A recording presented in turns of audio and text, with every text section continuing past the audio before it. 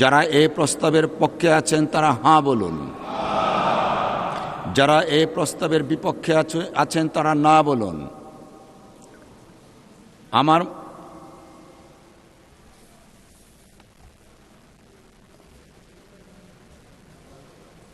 মাননীয় বিরোধী দলের নেতা, আমি যদি এই পার্টটা একটু শেষ করি দয়া করে। ধন্যবাদ আপনাকে।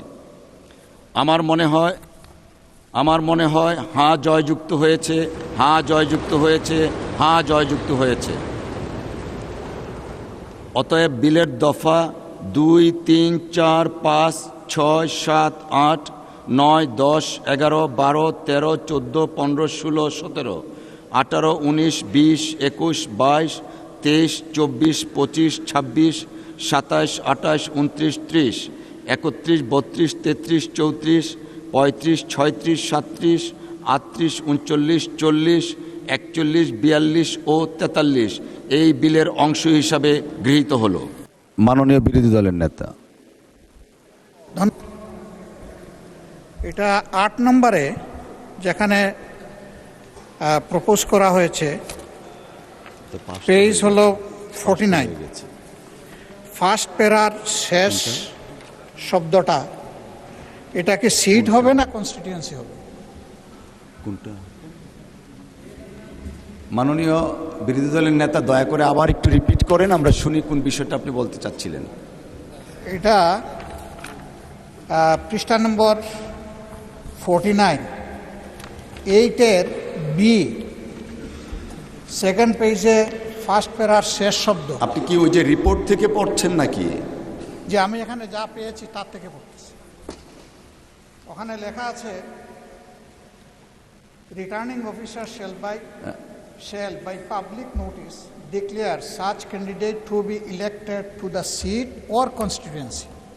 মাননীয় বিরোধী দলের নেতা, মেহরবানি করে একটু ধৈর্য ধরুন, আমি একটু দেখে নেই, আমার সামনে নাই যা আপনি রেফার করছেন। ধন্যবাদ। মাননীয় আইনমন্ত্রী মহোদয়, আপনি একটু যদি দয়া করে ক্লারিফাই করেন। নির্বাচন সংশ্লিষ্ট কার্যক্রম সুষ্ঠুভাবে সম্পাদনের সুবিধার্থে representation of the people order 1972 সংশোধন ক্রমে representation of the people amendment ordinance 2025 এবং representation of people second amendment ordinance 2025 প্রণয়ন জারি করা হয়। সংবিধানের 93 অনুচ্ছেদের দফা 2-এর বিধান অনুযায়ী 12 মার্চ 2026 তারিখে অনুষ্ঠিত ত্রয়োদশ জাতীয় সংসদের প্রথম অধিবেশনের প্রথম বৈঠকে উক্ত অধ্যাদেশ দুটি উপস্থাপন করা হয়। উক্ত অধ্যাদেশ দুটির মধ্যে প্রণীত বিধানসমূহ ত্রয়োদশ জাতীয় সংসদ নির্বাচনে প্রয়োগ করা হয়েছে। উক্ত অধ্যাদেশ দুটির ধারাবাহিকতা রক্ষার্থে সংবিধানের 93 অনুচ্ছেদের দফা 2-এর বিধান অনুযায়ী ত্রয়োদশ জাতীয় সংসদের প্রথম অধিবেশনের প্রথম বৈঠক হতে 30 দিনের মধ্যে সংসদে বিল আকার উপস্থাপন পূর্বক পাশ করতে হবে। তাই উক্ত অধ্যাদেশ দুটির বিধানাবলী সমন্বয়ে একটি আইন প্রণয়ন করা সমীচীন হবে। প্রস্তাবিত বিলটি আইনে পরিণত হলে জাতীয় সংসদের নির্বাচন সংশ্লিষ্ট কার্যক্রম আরও সুষ্ঠুভাবে সম্পন্ন করা সম্ভব হবে। মাননীয় স্পিকার, সে কারণে representation of the people order 1972 এর অধিকতর সংশোধনকল্পে আনিত বিলটি পাশ করা হোক। মাননীয় মন্ত্রী, আমাদের আগের যে প্রসিডিংস ছিল বিলের বাকি অংশ, সেটা এখন আমরা একটু যাচ্ছি। সংসদের সামনে প্রশ্ন হচ্ছে, বিলের 1 দফা বলবৎকরণ দফা প্রস্তাবনা প্রবর্তন এবং শিরোনাম এ বিলের অংশ হিসাবে গ্রহণ করা হোক। যারা এই প্রস্তাবের পক্ষে আছেন তারা হাঁ বলুন। যারা এই প্রস্তাবের বিপক্ষে আছেন তারা না বলুন। আমার মনে হয় হাঁ জয়যুক্ত হয়েছে, হাঁ জয়যুক্ত হয়েছে, হাঁ জয়যুক্ত হয়েছে। অতএব বিলের 1 দফা বলবৎকরণ দফা প্রস্তাবনা প্রবর্তন এবং শিরোনামা এই বিলের অংশ হিসাবে গৃহীত হলো। মাননীয় আইন, বিচার ও সংসদ বিষয়ক মন্ত্রী জনাব আসাদুজ্জামান, আপনি বিলটি পাশ করার প্রস্তাব উত্থাপন করতে পারেন। মাননীয় স্পিকার,